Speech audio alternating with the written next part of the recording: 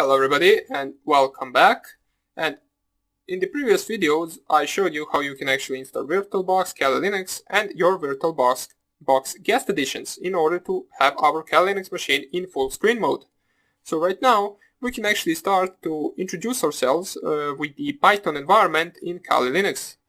So this is the similar desktop to before, to in the previous video, and right now just open up your terminal. Basically you can enlarge it if you want to, it doesn't even matter. I will zoom in just in case so you can actually see it a little bit better, which I will do with the view and then zoom in right here. It just makes you actually see this better and in larger letters. What I will do right now is I will actually make my terminal background not transparent, so you can basically see the code better once we actually start coding. So I will do that with the edit part, then preferences. Then let me just find it. Okay, so it is under colors section right here, transparent background. You can change it right here. I will just leave it to be completely black. Now you can leave it anything you want. You can make it fully transparent. You can make it different colors and so on and so on. But this is not really the part of our course. So all we have to do right now is actually open up the Python in order to show you the Python interpreter and how you can actually use Python in order to create programs in kalilinux environment. So first of all, before we do any of that, let's ask ourselves, why are we even doing this? Why are we coding our own tools? Why are we using Python and not some other programming languages? Well, basically the idea behind actually teaching people how they can write their own tools is to differentiate you from basically anyone that's using the tools. Now, it is in the hacker world referring to as a script kiddie, is someone that always uses different people's tools and doesn't really know how they work in the background. Now, programming knowledge and coding those tools actually gives you an in-depth view and actually a better understanding of how those tools work and how does the process of attacking really work.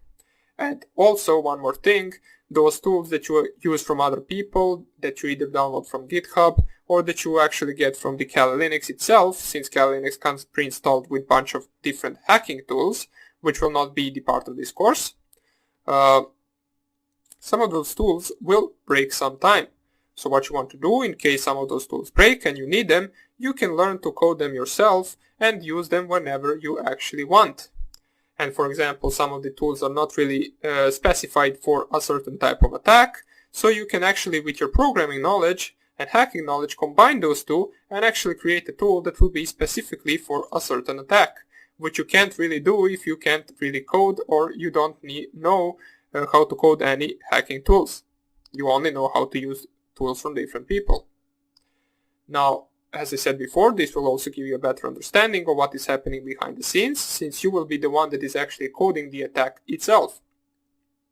Now, the reason why we are using Python is basically from two reasons. First of all, the Python is the, you can say, the hacker's programming language, since it is a scripting language and it allows us to create programs really fast.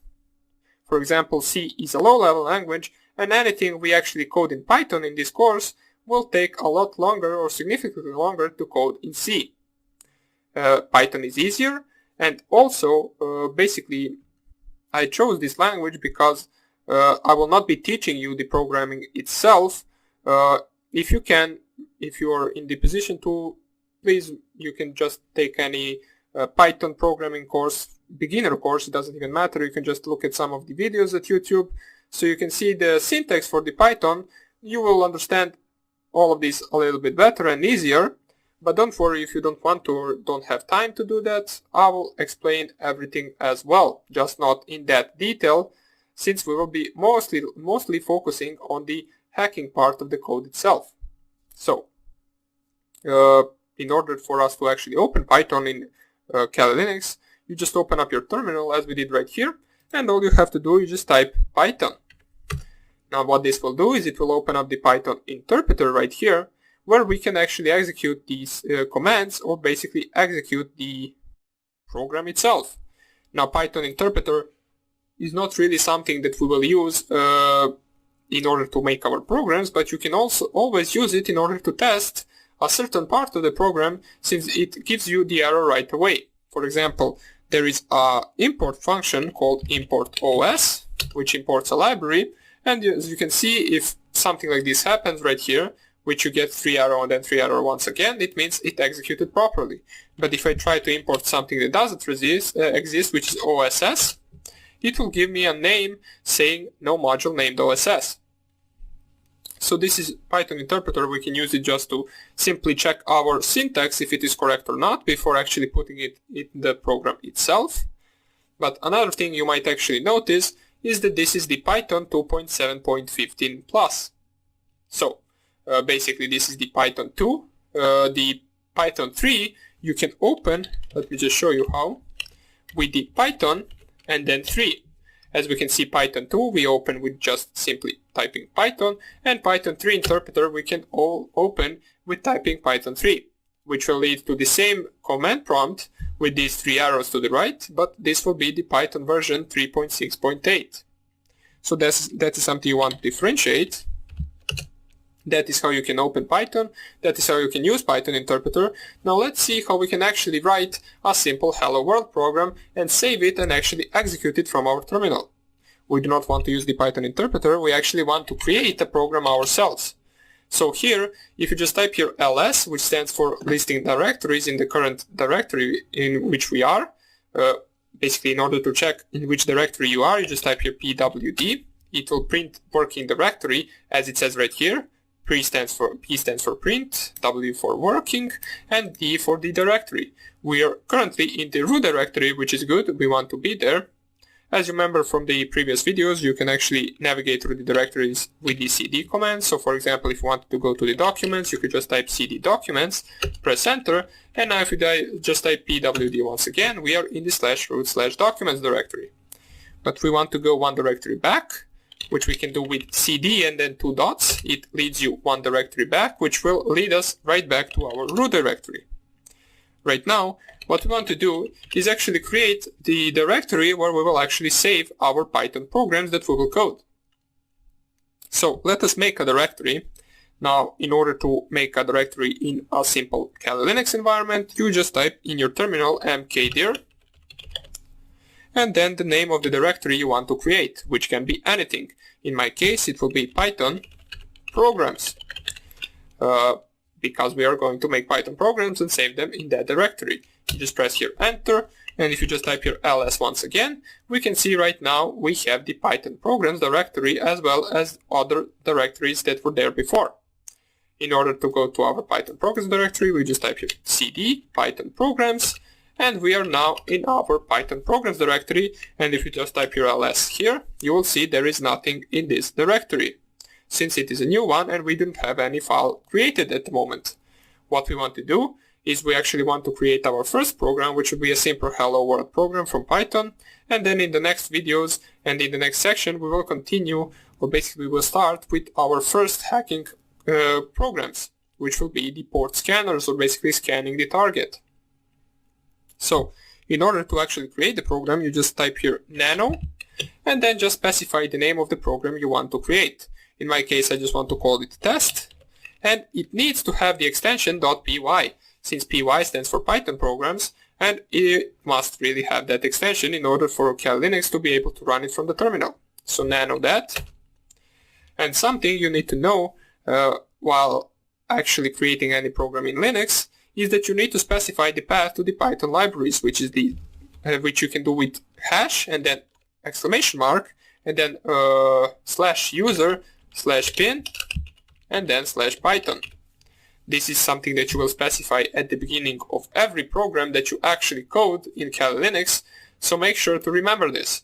Don't worry, I will also tell you this like every time that we actually code something, that you need to specify this path right here.